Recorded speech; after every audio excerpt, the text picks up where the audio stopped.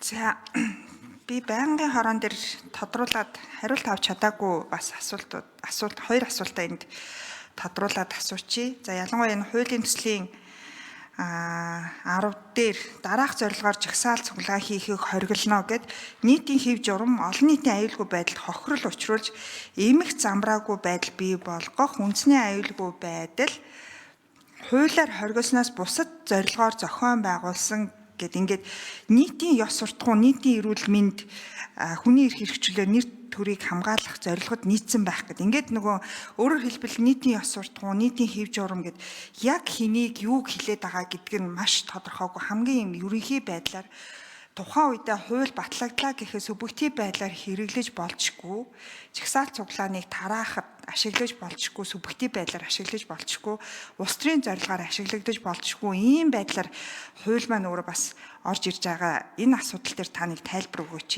Хуулийн 10 болон 13 дугаар зүйл дээр за дагалдаж орж ирж байгаа хуулиуд дээр бас үнэхээр санаа зовоох хүч асуудлууд бас орж ирсэн.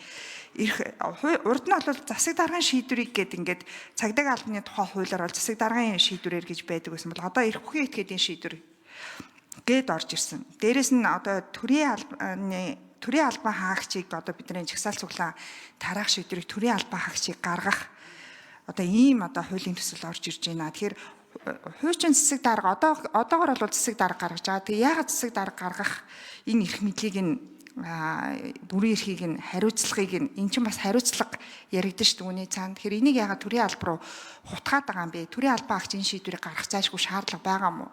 Жагсаал цуглааны асуудал чи ихэвчлэн дандаа улс төрийн агуулга зорилготой байгаад байдаг. Тэгэхээр энэ асуудал дээр нэг тайлбар өгөөч. За мөн энэ нөгөө дагалдаж орж ирж байгаа дайны байдлын тухай хуулинд орж ирж байгаа өөрчлөлтөөр эрх бүхий этгээдэд мэдэгдээгүй жагсаал цуглаа. Гэт ингээд гих мэтэр ингээд эрх бүхий этгээдэд хууль бус жагсаал цуглааныг гэж өөрчлөх гэдэг ингээд дотоодын цэргийн тухай хуулийн дээр гэдэг ингээд ийм субъектив байдлаар маш их юм ерөнхий байдлаар зохицуулсан зохицуултууд орж ирж байгаа нь өөрөө хууль батлагдсны дараа их сөрөг үр дагавар дагуулна гэж харж байгаа. Тэгэхээр эдгээр асуудлууд дээр хууль зүйн сайдын хувьд тайлбар өгөөч гэж хүсье.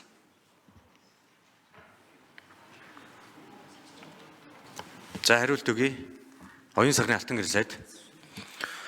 Цаана жагсаал цуглааныг зохион байгуулах хоригдл хязгаарлалттай холбоотой зүйл залтад орсон. За энэ бол хамгийн их анхаарах ёстой, бидний хамгийн их судлах ёстой, хэлцэх ёстой зүйл учраас энэ дээр бол бас бид нар нэлээд олон өргөн хэмжээний судалгаанд хийж эдгээр орсон юм.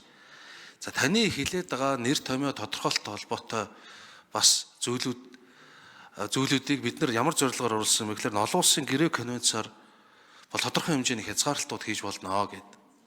За тодорхой хэмжээний хязгаарлалтаа жишээлбэл энэ үндэсний аюулгүй байдал холбоотой зүйлүүд байна. Тодорхой хэмжээнд хязгаарлалт хийж болно шүү гэдэг энэ олон улсын гэрээ конвенц заасан зүйлээр бид нар оруулсан. За нэр томьёоны хувьд хэтэрхий өргөн ойлгож байгаа гэдгийг ингэж ойлгож байгаа таал байж бас магадгүй юм а. Таны одоо тайлбар бол бид бол яг энэ өмнөх хууль дээр байсан харилцааг аль болохоор хурийн хязгаарлалтыг багасгахыг гэж бодоод тэнд байсан зарим нэг нэр томьёог хэвээр нь оруулаад энэ зүйлүүдийг бол оруулсан байгаа.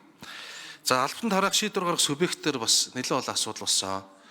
Ер нь бид нар мэдж байгаа тухайн нутаг дэвсгэрийн нэгжийн засаг дарга гэдэг бол аль нэг намын төлөөлөл байдаг. Тухайлах юм бол аль нэг аймгийн дарга орон нутгийн сонгуульд ороод ялах юм бол аймгийн засаг дарга болно.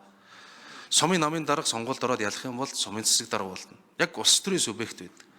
Гэтэл жагсаал цуглаан маань дандаа улс төрийн ийм шаардлага тавьдаг, улс төрийн өнцгтэй зүйлүүд байх нь их байдаг. Өөрөөр хэлбэл улс төрийн эрхтэй холбоотой байх нь их байдаг. Тэгэхээр төрийн алба бол бид нар өнөөдөр яах вэ? Янз янзын байдалтай байгаа боловч яг хууль дээр бичснээрээ бол төрийн албаа хаагч өнөөдөр намаас биш мэрит зарчмаараа төрийн албаны тухай хуулийн дагуу шалгалтаа өгсөн, шалгуур хангасан хүн томилогдож байгаа.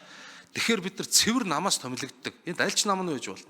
Цэвэр намаас томилогддог хүн улс төрийн эрхээ эдэлж байгаа жагсаалыг тараагаад ахын зохимжтой гүй юу гэж үзээд тухайн нутаг дэвсгэрт байгаа төрийн захиргааны хамгийн том ийм ранкийн албан хаагчийг зааж өгсөн л ийм зорилготойгоор орсон юм а.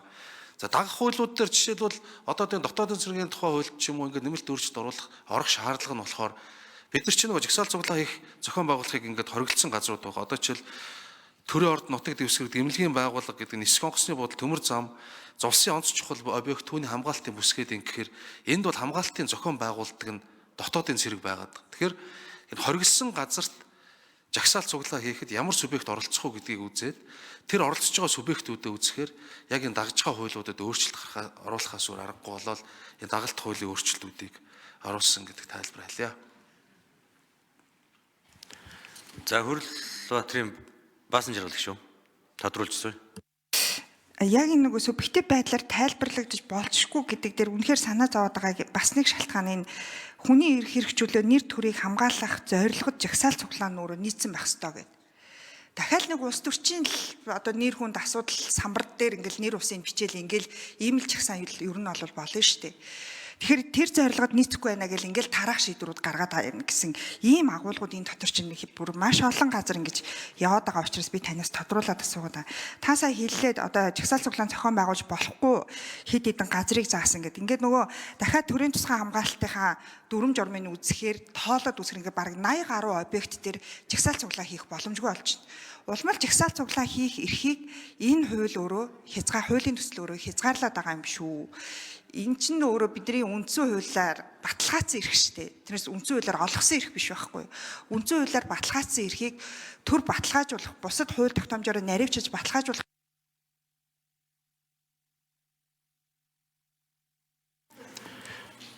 За оюун сахны алтан гэрлэх шүү. Нэмэлт хариулт өгье.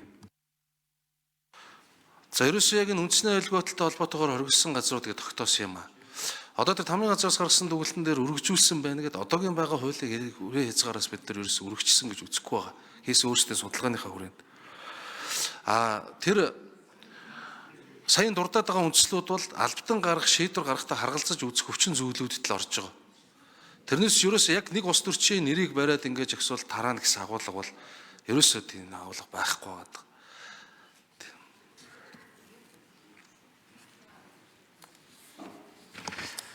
За Оцронгийн номын жимгч